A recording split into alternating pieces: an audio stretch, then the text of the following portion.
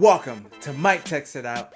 As you may or may not know, the iPad with the 13.4 iPad OS update got mouse support finally, is what we were all waiting for. And so I'm going to have a look at it today. So let's go ahead and check it out.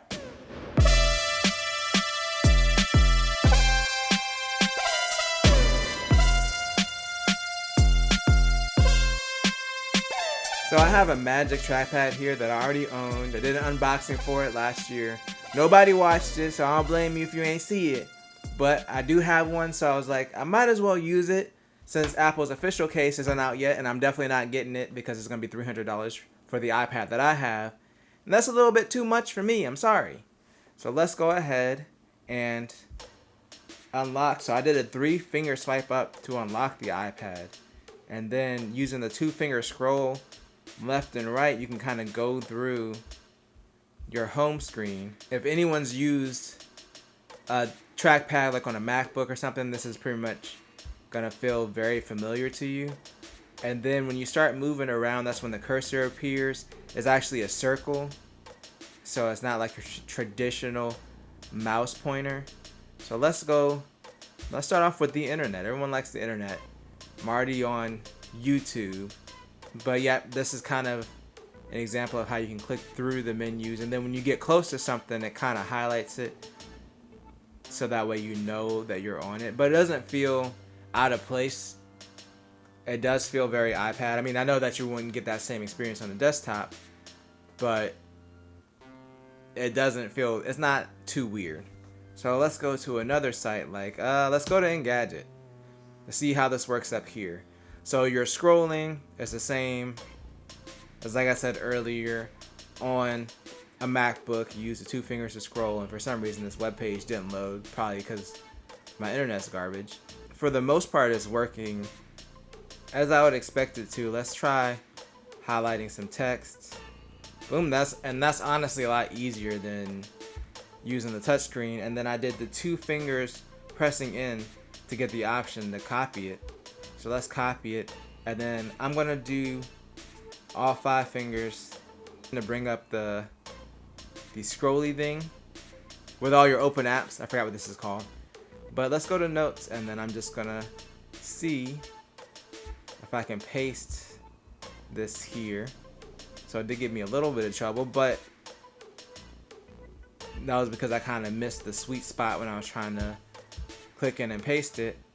And then, of course, this is the keyboard case, the Slimbook Go, which is like on clearance right now at Best Buy for like $50.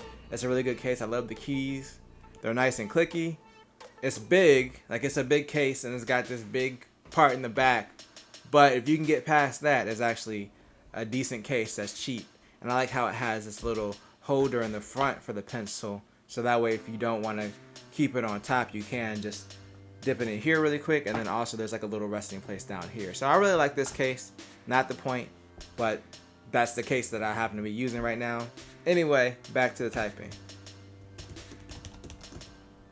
Okay, so let's say if I want to add a word right here, that's not good grammar.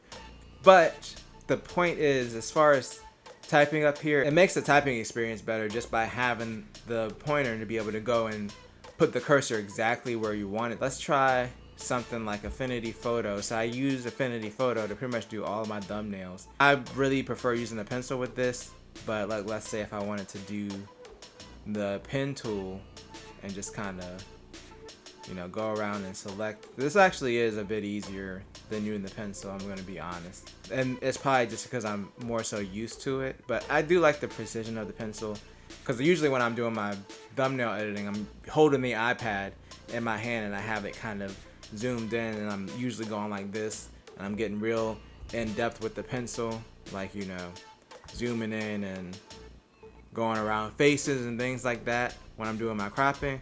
I'm not even sure if that's the best way to do cropping. That's just the way I've been doing it. What I'm finding is a lot of the times it's just faster to go through, like navigating wise. Maybe it's because I'm more comfortable with the mouse, but it's in every application so far that we've tried, it's just been a lot faster than what I'm used to with the touchscreen, because it's like, you know, here, and then your finger, even though it's still simulating using the finger, it's still smaller, so it's a lot easier to hit what you're meaning to hit, like right off the bat. So if I just want to make a cloud, do this, boom, I got my cloud. I'm going to do an outer glow on it. And I'm going to make it blue. Let's crank up the intensity on it. Woo! It's looking horrible. That's just kind of a quick example. I'm not the best with photo editing, so don't try to learn anything from that. That was really amateur stuff. I just wanted to show kind of what it's capable of. And I know we looked at the YouTube site a little bit earlier, but let's look at the actual YouTube app. So the scrolling up here still works. Oh, it's the latest Mike Text It Out video. So let's try. Okay, it's not responding the way that I expect it to. Like, I'm just trying to drag and skip forward in the video, but it's really fighting me on it, versus if I just take my finger and do this, it works fine. Obviously this isn't optimized for cursor support yet, which makes sense, it just came out. So let's say if I want to do a second app, that wasn't really too bad, honestly. They really made that kind of easy. And let's say if I want to just take this down and take this down and go back to just one app. No, go away. Okay. So that part of it is definitely easier with touch. Like the first part, as far as like grabbing the app from the dock at the bottom and then dropping it in, is fine. But when I was trying to get rid of it, I did have some issues. So I do like the familiarity with the way that they set this up to kind of mirror your experience on Mac OS, but with the iPad. And I know a lot of people are going to be like, oh, does this make it a computer? And the answer is, it technically is a computer, just like I would say the Chromebook is a computer. It's a different class of computer. It's not going to be the same as a desktop or a laptop. And depending on what you want to do, it may be more or less capable. Like, I feel more comfortable editing photos on here than I do on a desktop, because to me the pencil makes it easy. I might actually try with this trackpad, because that was actually a pretty smooth experience. And the program that I use, Affinity Photo, runs really fast because it's optimized for a mobile operating system, so it's not that heavy, and I can get through thumbnails really quickly. So as far as it being more or less of a computer, I think that depending on your use case, the mouse support might enhance it a lot. If not, you're not missing that much. It's still essentially the same stuff that you're gonna do with or without the mouse. It's just a little bit easier things like editing text and highlighting text.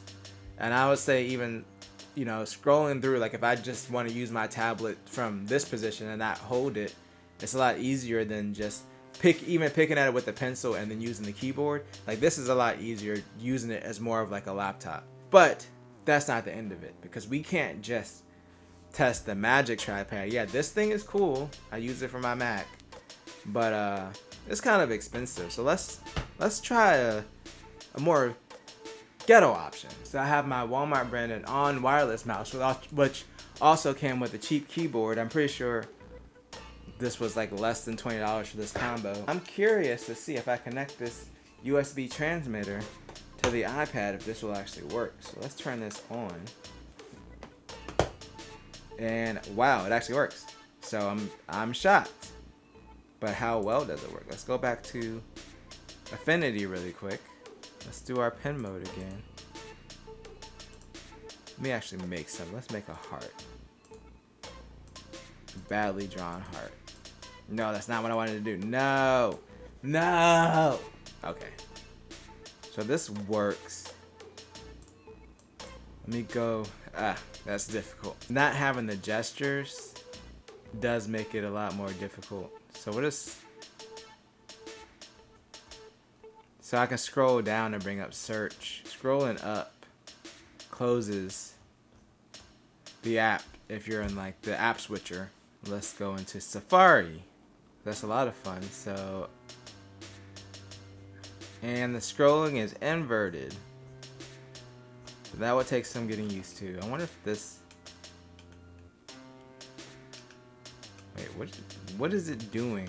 So there's two buttons up here, usually like the back and forward button for web pages, but I don't know what it's trying to do. Yeah, I don't know because it's not going back because I've never watched this video before. So it's a weird situation going on right now. I don't know how I feel about it with the mouse. So it still functions. It's still basically functional. And it's basic. It's definitely basic. But let's get more basic with this $5 on Walmart's cheap brand travel mouse. See, I knew I bought this and I was like, this is gonna come in handy one day for a video. I didn't know which video, but we're here now. We finally made it. Okay, that's cool. So you can actually, like, obviously you can't use two mice at the same time. It will cause issues, but you can have two connected at the same time and not have to disconnect the other one for it to work. All right, so it looks like the scrolling is still inverted. So it's just how iPad OS handles scrolling. And then this mouse we're not gonna get any mileage out of as far as gestures or anything. You kind of know what the deal is based off of the other mouse. But I'm gonna copy a bunch of the text and then switch back to notes. And then right click and paste it. So yeah, that works. It works just fine. So overall, I think the mouse support is really cool. I don't feel like you would need to go out and buy Apple's $300 case. Now, that being said, it does look really nice, but you could easily get, like, this is a cheap mouse, so you could easily get a Magic Mouse if you really want the Apple experience, or a Magic Trackpad and connect it up. And like to restate what I said before, if you didn't feel like it was a computer before, this isn't going to change your mind, but it does make it a way more capable tool. Like if I was still in college, I could see myself, well, I did already just bring my iPad, but it will be way better now than it was back then, just trying to use the pencil and an external keyboard during class. Like you could actually quickly take notes and make changes just by having the mouse support. So it really does make it better. I think it makes it a better tool than what it was before. But it's not going to change people's minds who felt one way or the other. Anyway, that's going to bring this video to a conclusion. So if you enjoyed this video, make sure to tell a friend, tell a coworker, like, share, and subscribe, and always do at least 2 things at the same time. Peace.